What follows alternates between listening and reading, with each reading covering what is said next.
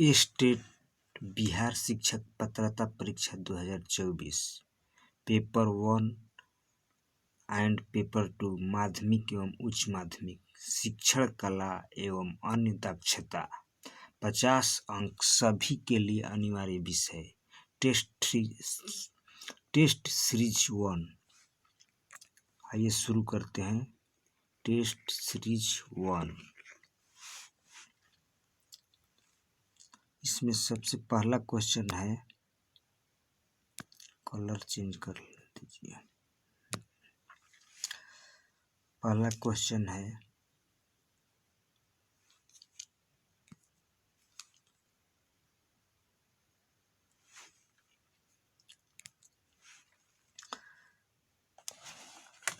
पियाजे ने कौन सा सिद्धांत प्रतिपादित किया? तो इसका ऑप्शन डी संज्ञानात्मक विकास। प्रश्न संख्या 2, मानसिक विकास के लिए अध्यापक का कार्य है।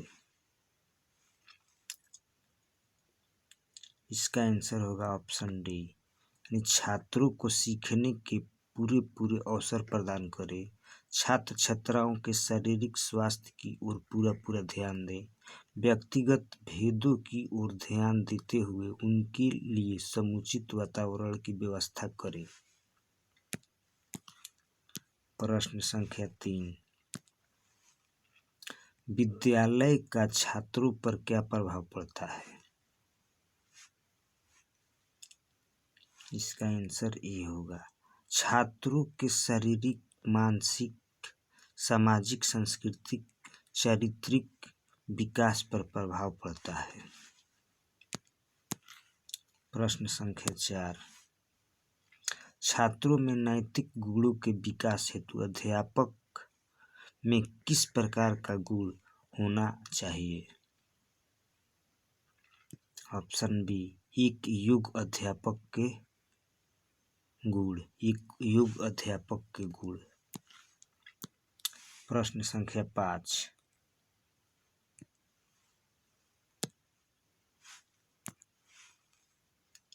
मनोविज्ञान का शिक्षा के क्षेत्र में योगदान। ऑप्शन डी उपयुक्त सभी। अब शिक्षा बाल केंद्रित हो गई है। शिक्षक छात्रों से निकट का संपर्क स्थापित करने का प्रयास करता है। शिक्षक को छात्रों की आवश्यकता का ज्ञान हो सकता है।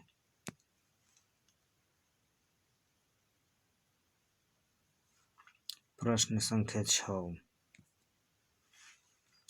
शिक्षा मनोविज्ञान का अध्ययन शिक्षकों के लिए उपयोगी है क्योंकि? इसका आंसर होगा सी, इसकी सहायता से अपने शिक्षण को प्रभावी बना सकता है। इसकी सहायता से अपने शिक्षण को प्रभावी बना सकता है। क्वेश्चन नंबर 7, आजकल शिक्षा में प्रचलित प्रविधि यह है कि? इसका आंसर ये होगा, छात्रों की विकास वृद्धि का मूल्यांकन उनके व्यवहार के माध्यम से किया जाए। प्रश्न संख्या 8, फ्रायड द्वारा प्रतिपादित सिद्धांत। फ्रायड द्वारा प्रतिपादित सिद्धांत 8 के सी, मनोविश्लेषणात्मक। इसका आंसर सी होगा।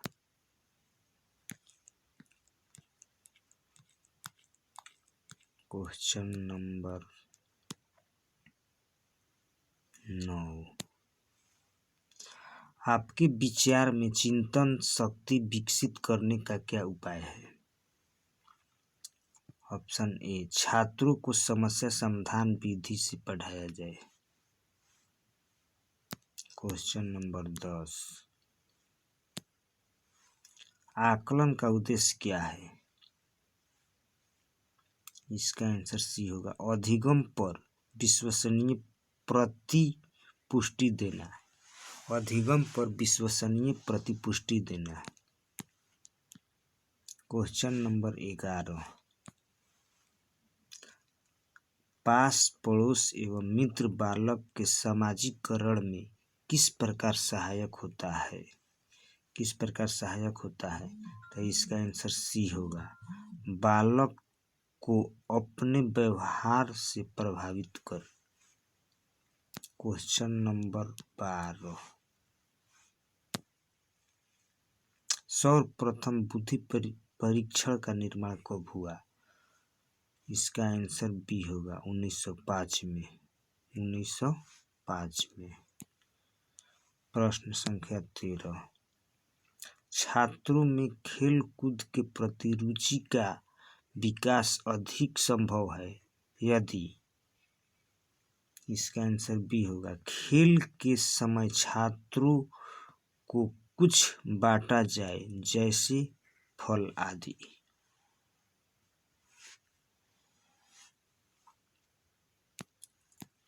प्रश्न संख्या 14, विद्यालय में छात्रों का स्वास्थ्य परीक्षण क्यों जरूरी है? इसका आंसर डी होगा, यह विद्यालय का दायित्व है। यह विद्यालय का दायित्व है। क्वेश्चन नंबर 15, क्वेश्चन नंबर 15,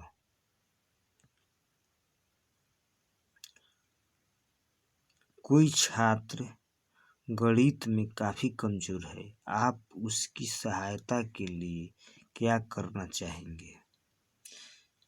इसका आंसर सी होगा, उस छात्र से बात करके पता लगाएंगे कि गणित में उनकी क्या दिक्कत है और तत्पश्चात उसे दूर करेंगे।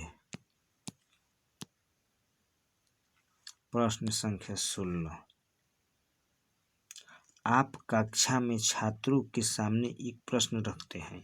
आप देखते हैं कि कक्षा के अधिकांश छात्र उस प्रश्न का उत्तर देने के लिए अति तारुतता से हाथ उठा रहे हैं। ऐसी स्थिति में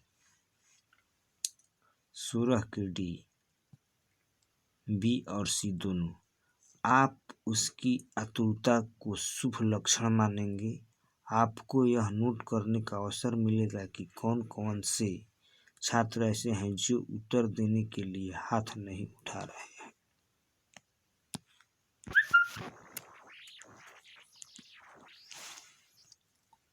प्रश्न संख्या 17, प्रश्न संख्या 17, कक्षा में एक बच्चा अपनी अपंगता के कारण तिरस्कृत कर दिया जाता है।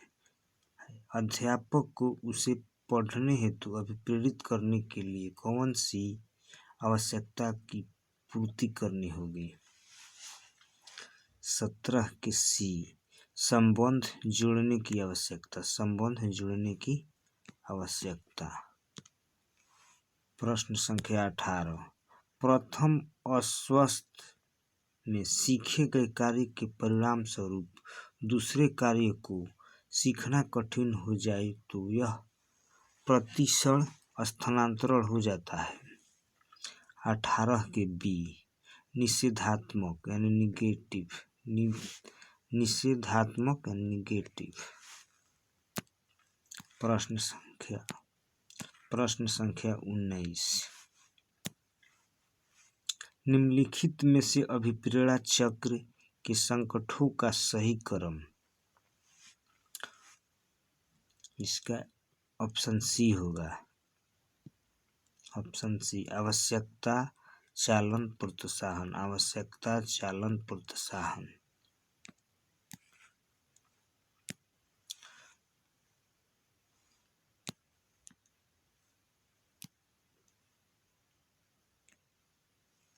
प्रश्न संख्या 20, राष्ट्रीय शिक्षा नीति 1986 में केंद्रित शिक्षा क्रम में ये तथ्य सम्मिलित है। 20 का डी, उपयुक्त सभी। भारतीय स्वतंत्रता आंदोलन का इतिहास, संवैधानिक उत्तरदायित्व, राष्ट्रीय असीमता। प्रश्न संख्या 21, निम्नलिखित कथनों में से कौन सा विकास एवं अधिगम के बीच संबंध को सही प्रकार से सूचित करता है? इसका आंसर ए होगा। विकास एवं अधिगम अंतः संबंधित और अंतः निर्भर होते हैं। प्रश्न संख्या 22। समाचार पत्रों से कहानियों एवं कतरनों का चयन करना एवं प्रस्तुत करना जो पुरुष एवं महिलाओं दोनों को गैर परंपरागत भूमिकाओं में चित्रित करते हैं, निम्नलिखित में से किसके लिए एक प्रभावी रणनीति है? 22 के ए, लैंगिक जेंडर रूढ़ियों का सामना करने के लिए।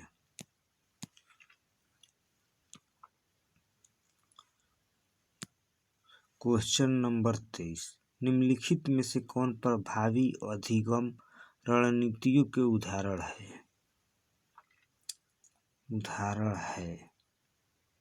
23 के डी। इसमें से सभी लक्ष्य एवं समय सारणी निर्धारित करना, संगठनात्मक चार्टों एवं अवधारणाओं नक्शे बनाना, उदाहरणों एवं गैर उदाहरणों के बारे में सोचना, हम उम्र साथियों को समझना, स्वयं से प्रश्न करना।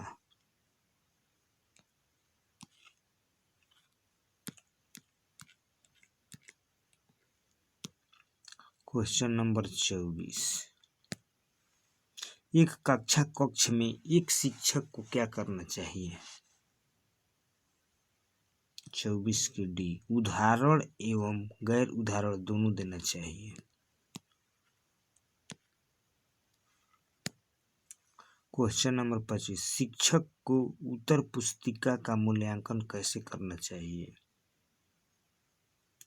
ऑप्शन बी, उत्तर पुस्तिका की जांच सावधानी पूर्वक करनी चाहिए।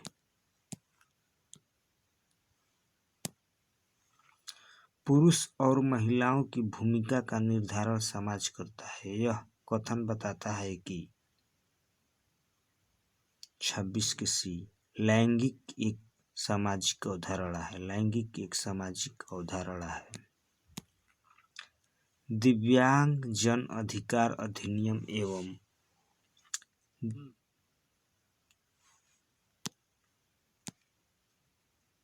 Question number 27। दिव्यांग जन अधिकार अधिनियम किस वर्ष लागू किया गया? 27 के सी, 2016। इसका आंसर 2016 होगा। प्रश्न संख्या 28। निःशुल्क एवं अनिवार्य बाल शिक्षा अधिकार अधिनियम 2009 बच्चों की निःशुल्क शिक्षा के अधिकारों को सुनिश्चित करता है। 28 के बीच 6 वर्ष से 14 वर्ष के लिए 6 वर्ष से 14 वर्ष के लिए। Question number 29। जिस दिए गए कार्य को करते समय बच्चे स्वयं आनंद लेते हुए अनुभव प्राप्त करते हैं उसे क्या कहा जाता है? ड्रिल और अभ्यास कार्य। ऑप्शन डी, ड्रिल और अभ्यास कार्य। प्रश्न संख्या 30। बहुसंवेदी शिक्षण अधिगम की प्रविधि में अधिगम संवर्धन हेतु दृश्य, श्रव्य, स्पर्श और संवेदनाओं का एक साथ प्रयोग किया जाता है। इसका आंसर क्या होगा? डी, गति बोधक। अगर आप लोगों को ये वीडियो अच्छा लगे तो लाइक, सब्सक्राइब और शेयर जरूर कीजिएगा। अगर आप लोग लाइक सब्सक्राइब करेंगे तो मैथ के और रीजनिंग के भी 20 क्वेश्चन करा दिया जाएगा इस चैनल पर। धन्यवाद।